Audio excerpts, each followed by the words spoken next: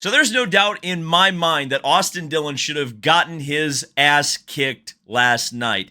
An old-fashioned ass kicking for a new-fashioned wreckin's racing, just disgraceful way of driving that we now see regularly in the NASCAR Cup Series, but really just across NASCAR in general. Now, Austin Dillon did not get his ass kicked after wrecking Joey Logano and Denny Hamlin for the win last night in Richmond, mainly because he was holding his little baby child. And certainly, I don't condone hitting babies or people that are holding babies. I don't think anybody else does. Smart play by Austin Dillon, because it probably kept him from an ass whooping. But it did give me a thought that I haven't had before, and I think really needs to be addressed, because I think in spite of all of the intentional wrecking that NASCAR has had recently, and boy, oh boy, are we going to talk about that in this video. What are babies and toddlers doing in hot pit lanes and on racetracks with race cars? Why are they anywhere near these things? I have never thought about that before, and really probably would have never thought about it until last night when a baby was being blamed for being a shield, keeping Austin Dillon from getting his ass kicked. But crew members, race car drivers, wear fireproof uniforms for a reason.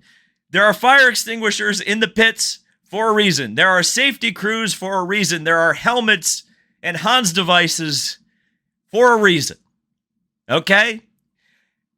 Babies and toddlers, and really pretty much no one under the age of 16, and even then there are some exceptions to that rule, I would say, should probably be anywhere near a hot or recently hot pit lane at a racetrack. I think that's just common sense, and yet for some reason, there are babies in the pit stalls. There are babies out on the racetrack when race cars are running. I don't know. Kind of sounds stupid to me, and I don't know why it's happening, but there's my first little rant out of the way.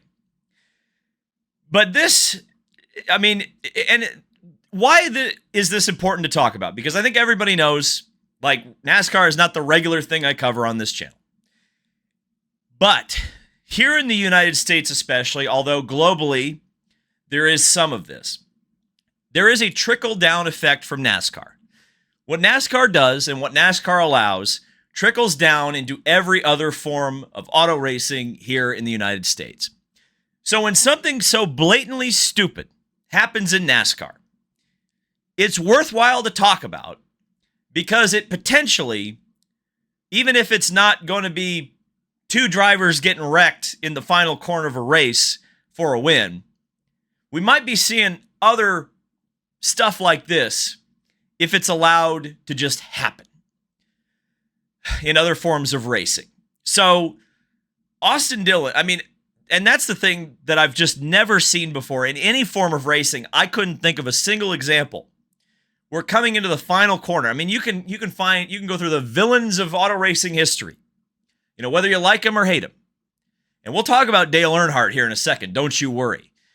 Dale Earnhardt never took out two drivers coming to a checkered flag. Ayrton Senna never took out two drivers coming to a checkered flag. Paul Tracy never took out two drivers coming to a checkered flag for a race. None of these drivers did this, okay? Any of the bad boys in racing, nobody that I can think of has ever done this to win a race. It's never happened before until last night. And, you know, what's crazy about all of this is that I could almost, and mainly because NASCAR has just been so lackadaisical with stuff like this. In fact, they were lackadaisical with Austin Dillon for doing this in 2018 at the Daytona 500. But if he had just taken out Joey Logano, I think a lot of people would have let this slide. The fact that he also took out Denny Hamlin, and whether or not you believe it's intentional, I don't think really matters all of that much. And let me tell you why. Because Austin Dillon was in a position to wreck Denny Hamlin. Denny Hamlin had to take avoiding action of Austin Dillon and end up alongside of him because Austin Dillon drove into a corner 10 miles an hour faster than he should have to blatantly take out Joey Logano. Okay? And I understand. Guys like Denny Hamlin wrecked Chase Elliott at Martinsville to win a race. Joey Logano wrecked William Byron at Darlington to win a race. It's happened before. These drivers have done this before. But it's never been as blatant as Austin Dillon last night. And it's never taken out two drivers, one who was ahead of him and one who was passing him. I've never seen anything like that in my life in racing. Period. End of story. And I can't believe it, but I'm going to explain why I think it's stupid that anyone is comparing Austin Dillon and what he has done to win races in NASCAR to Dale freaking Earnhardt. Putting a sticker that has this number font on the side of a next gen, which was created over 20 years after the man died, is not a Dale. It does not make that 3 car Dale Earnhardt's car. It doesn't. That 3 car, outside of the number font that the sticker on the side uses, has nothing to do with Dale Earnhardt. Nothing to do with Dale Earnhardt. The cars that Dale Earnhardt drove are either buried at sea, in a museum, or they were driven by Kevin Harvick almost 20 years ago prior to the introduction of the COT. Austin Dillon is not driving Dale Earnhardt's car, and he's certainly not Dale Earnhardt by any stretch of the imagination.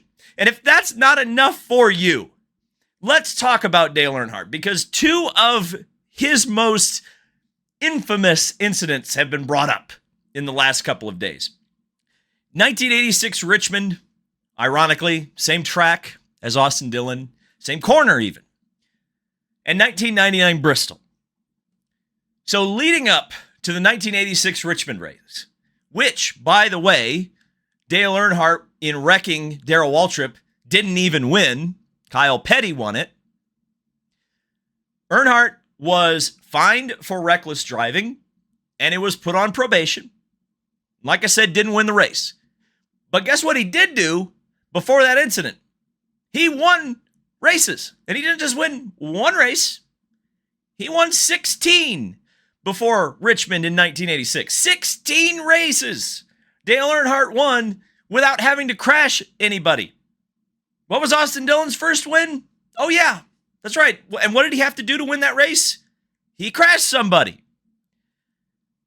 Between 1986 Richmond, in which Dale Earnhardt intentionally crashed Darrell Waltrip and didn't win, to the 1999 Bristol race, where he crashed Terry Labonte for the win,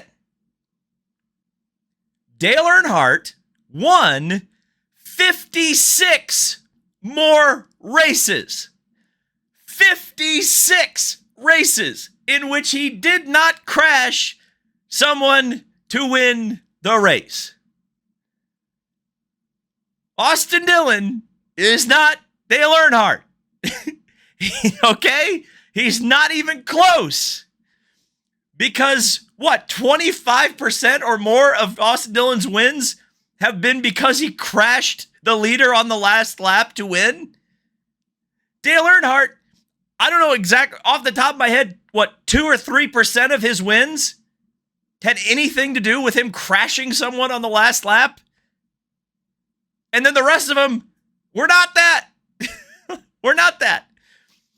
So what should happen? I'm not saying what will happen, but what should happen? I mean, based on the Bubba Wallace precedent, which was also used on Chase Elliott, to NASCAR's credit, the win should be stripped, and so should his playoff berth. They should disqualify him, take the win away, and suspend him for a race. As far as I'm concerned, if you intentionally wreck someone and admit to doing it, which he did several times, based on how NASCAR has called it, probably a DQ. If not, at least a suspension. Maybe you let him keep the win and take away his playoff eligibility. But I don't think that's what's going to happen. Because I think NASCAR actually, again, NASCAR benefit. I would not be making this video. I would not be talking about NASCAR after this Richmond race if this had not happened, okay? And lots of other people are talking about NASCAR right now that otherwise would not be. Like, NASCAR got everything they could have possibly wanted out of this. They'll never admit it, but from a marketing perspective, this is a gold mine for them. Coming off this stupid-ass Olympic break, you have to have the best media moment that you could have to get people's attention back, to get people talking about NASCAR. And they got it. So why would you get rid of Austin Dillon? He's now the most hated driver in NASCAR, and it's not even freaking close. Why would you have him not show up at Michigan? Now, that being said, if they don't do anything to Austin Dillon, and the drivers decide to take it in their own hands at one of NASCAR's fastest racetracks, that's a recipe for disaster. But here's what I think will happen. I think that the spotter who was yelling at Austin Dillon, you got to wreck him about Hamlin, I think he will be suspended. I think that will be the scapegoat that NASCAR will use to say, we did something. I think there'll be a fine.